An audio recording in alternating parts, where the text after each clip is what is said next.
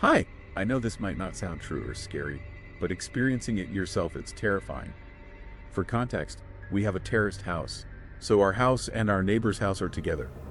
It's a 2 stories high, 2 rooms upstairs, living room, kitchen, bathroom, and a laundry room.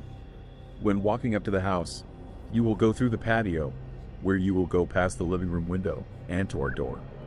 We had a few windows in the whole house, but they are all in almost normal human height from outside, so people can just stare in. Anyway, that is what I would describe our house like. I grew up in that house, so I only know most of these stories from my parents. Thinking about it now, it's giving me goosebumps. So I was around 3 to 4 years old, and I was outside the house playing. My mom suddenly noticed that I was giggling a lot and sounded like I was talking to someone. We know everyone in town, so she didn't think too much of it. When she went outside for a quick smoke, she could see me from the patio, but she couldn't see the person I was talking to. So she called me over to her, asking me who I was talking to. I told her I was talking to an old man and that he wanted to come inside and play with me and my toys.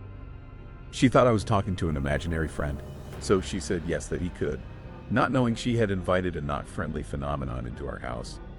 Because this old guy was not friendly at all. As a kid, I didn't know it, but when I grew older, I could tell he wasn't just an imaginary friend. He was an evil spirit. He would knock on our doors and windows, knock things down or move them around. He was the reason I couldn't walk down our stairs forward, only backwards. He would push me down the stairs and make loud thumping sounds down or up the stairs. When I was 12 years old, we started sleeping in our living room for 2 to 3 years because the old guy stayed upstairs in our bedrooms. I remember I had a lot of sleep paralysis up in my bedroom, where the old guy stayed upstairs in our bedrooms. I remember I had a lot of sleep paralysis up in my bedroom, where the old guy was scaring me, walking slowly towards me. He had really dark eyes, almost black, around 60 to 70 years old, open mouth, and had a raspy old voice. He didn't say much when he did, but in short sentences. I can't remember them, but I know he wanted to tell me something. You'll understand at the end of my story. I remember one thing from when we slept in our living room. I had an out-of-body experience. I was watching me and my parents sleeping.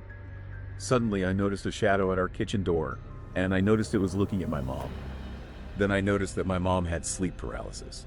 But this time, it wasn't the old guy she saw, but a demon with a long cloak and was holding chains in its hands. It swung them like a lasso and threw it at my mom's feet. The chains locked to my mom's feet, and my mom couldn't do anything but watch it, trying to scream. The demon started to pull my mom off the couch, and she just laid motionless. As soon as she hit the floor, she could finally scream and woke up my dad and me. She couldn't talk, and my dad was so confused, so I told him what I saw, and we called the priest to cleanse our house. My mom couldn't walk on her feet for over a week after that experience.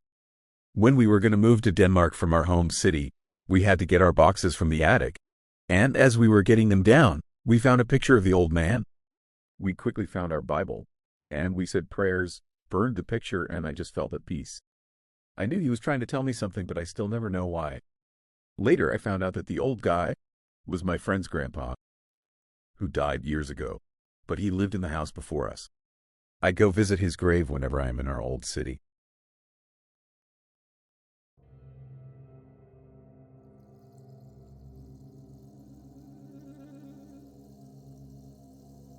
My aunt passed away in the mid-90s from a brain tumor. I was in 3rd grade, and this hit me particularly hard, partially because she was awesome and partially because it was the first adult who I was close to who died in my life. We traveled from my home in Maryland to Manitoba for the funeral. As a kid, my dad and I were always ones to keep waking up like we were still on our time zone, no matter where we were. Throw in the fact that we were there for a fairly upsetting funeral. This meant we were up way earlier than anyone else in the house. My aunt and uncle's house was, as memory serves, a pretty amazing modern, for the time, house. The kitchen and dining room were lofted over a huge open living room. Once you made it all the way to that lofted area, there was a smaller family room with a TV, a more formal dining room, a galley kitchen, and a diner-style banquet with a fish tank behind it. It was a rad house. As I made my way up the stairs to the loft, I could hear the TV, and found my dad watching the very bad, very forgettable Boris and Natasha movie. This was the morning of the funeral and the day we would inter her ashes, so we weren't up to chatting too much. We watched the movie for a while, and then, as though everything was normal, my aunt cheerily popped out of the kitchen and asked what we wanted for breakfast. I'd like to be very clear, nothing initially felt wrong at all. We didn't freak out, not even a side eye was exchanged. We just answered her and she went back out of view and started making breakfast. I remember smelling bacon. I remember being on my knees in the banquet, looking at the fish and then looking to my right and seeing her busily making breakfast for us in the kitchen. Eventually, I made my way back over the couch, and around that time, more people started coming upstairs. Only then, when the next person came upstairs, did my dad and I look at each other in shock, as though a veil had suddenly been lifted. No bacon had been made, no mess in the kitchen, no nothing. My dad and I never had the chance after that to say anything about it, and it slowly became a memory that got filed away. Fast forward to college, where, all of a sudden one night, all the details of this come rushing back to me. It seemed a little suspect, so when I was home for Christmas, after my parents and I were wrapping up a nice dinner, I asked my dad, weird question, "Dad, did we see Aunt's ghost?" "Yes, and I don't want to talk about it." Based on my mom's look of shock and befuddled, "What?" It was pretty clear he never had said anything to her about it either. That was it for a while. Jump a few more years forward. He apparently did talk to my mom and one of our close family friend. Apparently this story was a huge relief to her and her daughter, because, unbeknownst to us, a day or two before the funeral, her daughter had been at the mall and saw my aunt across a busy shopping crowd, smiling and waving to her, before she inexplicably vanished in the hubbub. We still didn't talk about it much. I think it upset and unnerved my dad, for valid reasons, but I was happy to know that I hadn't made it up, as I thought it was an odd but nice memory of her.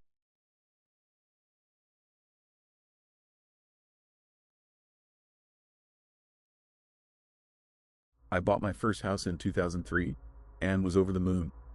Shortly after moving in, two of my neighbors began joking with me about the ghost in my house. Well, I thought they were joking, so I just played along pretending I had seen one and it was no big deal. Well, as time went on that summer, I met more and more of my neighbors and they all brought up the same topic. Finally, an elderly woman on the block who was quite kind and friendly told me a story after I'd asked her. I knew she wasn't going to screw with my head, which is why I asked in the first place. Turned out the previous owner purchased the home and never lived there because she said it was haunted.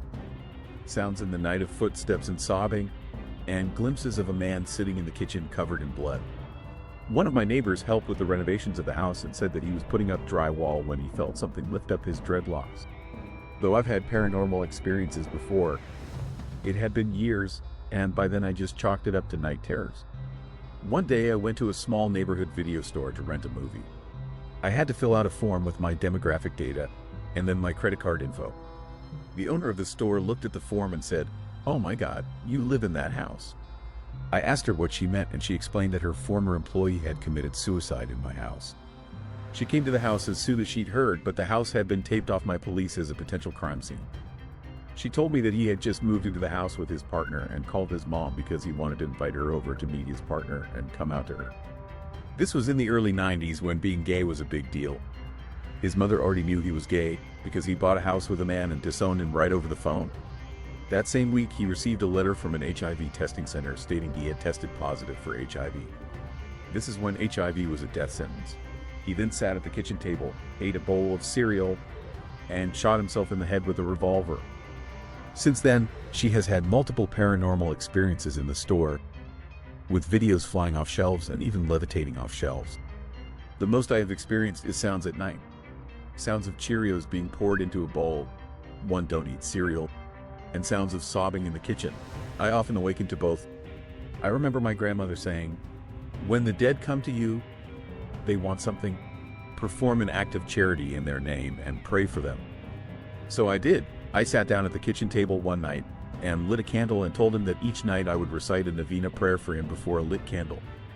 On the 9th night of the first novena to Saint Anthony, patron saint of lost souls, I heard uncontrollable sobbing. I felt a strong presence of grief and despair, and the sound of hyperventilating breathing, as though someone could not catch their breath. I sat in the presence of this knowing it was not malignant, but rather a connection of intimacy and compassion of which he was in need.